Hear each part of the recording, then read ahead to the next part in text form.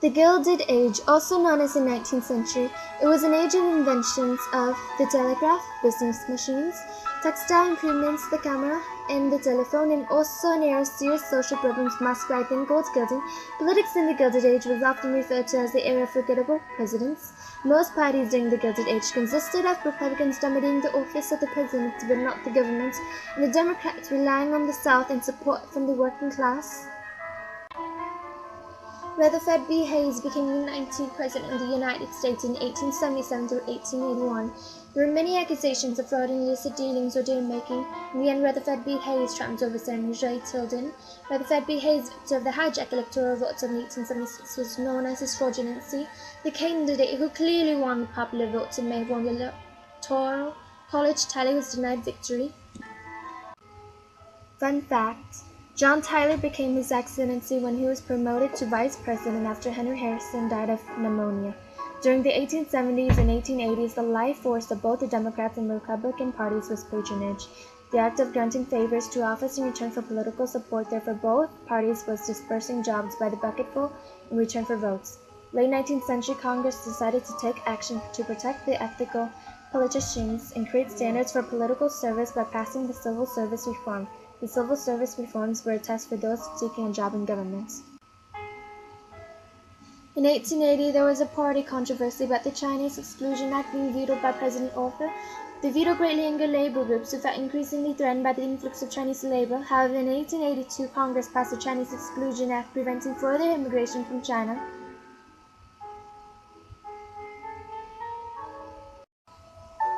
James A. Garfield was nominated by the Republicans. He was a man from Ohio who had risen to the ranks of Major General in the Civil War. James Garfield became the 20th U.S. President in March 1881 and died September 1885 from an assassin's bullet. His running mate was Chester A. Arthur, who was the son of a Baptist preacher who immigrated from Northern Ireland. He was the 21st president from the assassination of James A. Garfield. There were many groups in the Republican Party who wanted different things. They were either called the stalwarts, half-breeds, and mugwumps. The stalwarts were the faction of the Republican Party that opposed the reform. They wanted to stall, hence the name stalwarts. The half-breeds were the faction of the Republican Party that wanted reform, and the mugwumps were the Republican activists who switched from the Republican Party to the Democratic Party for Grover Cleveland. They switched because they didn't like the financial corruption. After the murder and death of Garfield, there was a taste for reform from the Republican Party. Not shortly, the Pendleton Act was passed. It allowed the president to decide which federal jobs would be filled according to bipartisan Civil Service Commission. It also said that the Civil Service Reform exam must be taken in order to receive most government jobs. Grover Cleveland served as the 22nd and 24th U.S. President from 1885 through 1889 and 1893 through 1897. He was also known as a political reformer. James G. Blaine, who was an American statesman who served in the House for 13 years as the Secretary of State under James A. Garfield and Chester A. Arthur.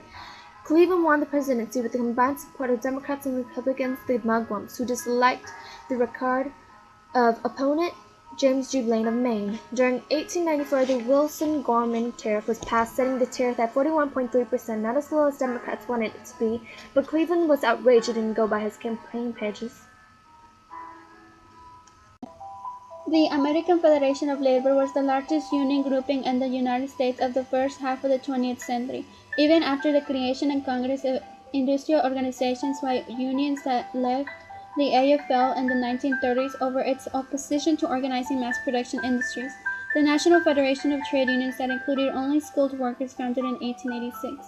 The AFL sought to negotiate with employees for a battle of capitalism that rewarded workers fairly with better wages, hours, and conditions.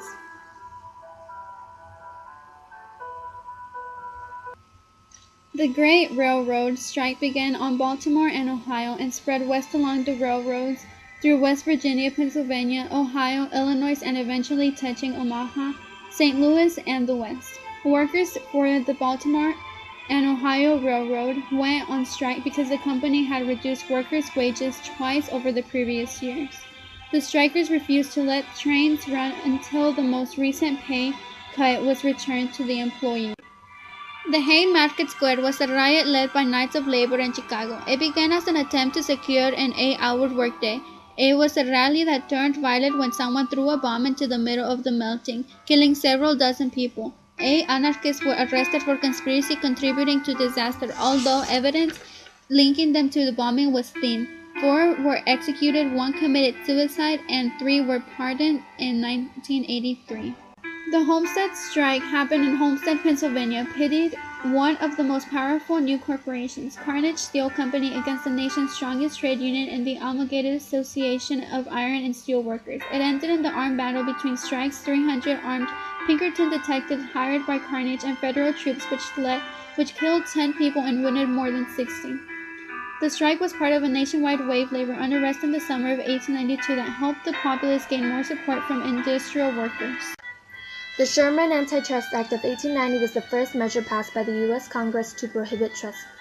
It was named for Senator John Sherman of Ohio, who was chairman of the Senate Finance Committee, a law that forbade trust and combinations in business. This was one of the first congressional attempts to regulate big business for the public good. At first, the law was mostly used to restrain trade unions, as the court tended to side with companies in legal cases. In 1914, the act was revised so it could be more effectively used against monopolistic corporations. Bread and butter unionism, also known as business unionism, was caused when many workers turned away from utopian ideas, establishing producer cooperatives, emphasizing better pay, higher wages, and improved working conditions. Collective bargaining is the process by which wages, hours, rules are negotiated and agreed upon by union with an employer for all employees collectively, whom it represents. It became a major factor in 1950 in its economy. Labor unions represented a large portion of America's work field. After national health care laws, bargaining was the way to gain more security. Companies paid health insurance and guaranteed annual wage. The Knights of Labor, the second national labor organization, organized in 1869 as a secret society and opened for the public membership in 1881. The Knights were known for their efforts to organize all workers regardless of skill level, gender, or race. After the mid-1880s, their membership declined for a variety of reasons, including the Knights' participation in violent strikes and discord between skilled and unskilled members. The Pullman strike was a disturbing event in Illinois history. It occurred because of the way George Mortimer Pullman, founder and president of the Pullman Palace Car Company, treated his workers. The strike started by railroad workers upset by drastic wage cuts. The strike was led by socialist Eugene Debs but not supported by American Federation of Labor. Eventually, President Grover Cleveland intervened and federal troops forced an end to the strike.